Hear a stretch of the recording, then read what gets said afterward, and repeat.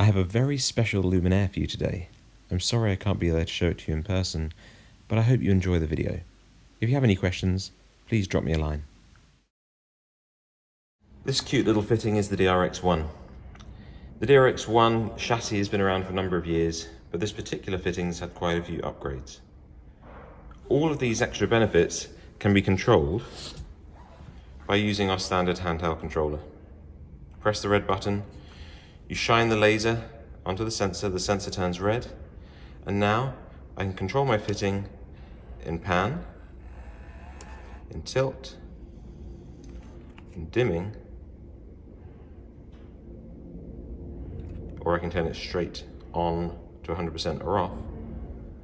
But with this particular fitting, I can also change its beam angle,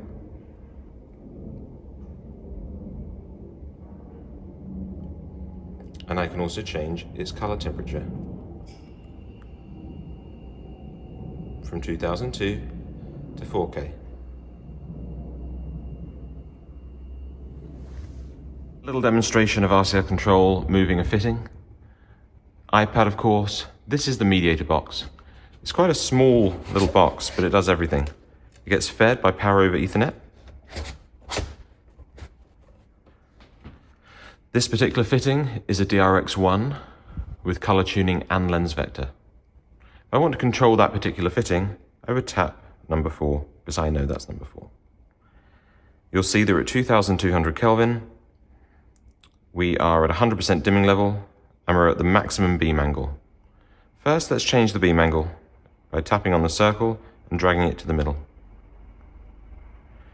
Now let's change the color temperature all the way to a nice cool 4K, and maybe dim it back a little bit. If I want to move the fitting, as before, I move my joystick, and the fitting moves in pan and tilt. Now the further away from the center I move it, the quicker it moves. But you'll notice the minute I let that fitting go, or I let the joystick go, it stopped. This has made it much easier to control our light fittings. And I'll put it back up a little bit. Let's take a close-up look at the DRX1's color tuning and lens vector beams. 15 degrees, 2200. 4000 Kelvin.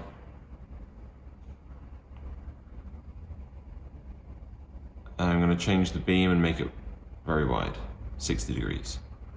And then back to 15 and back to 22. Thank you so much for watching.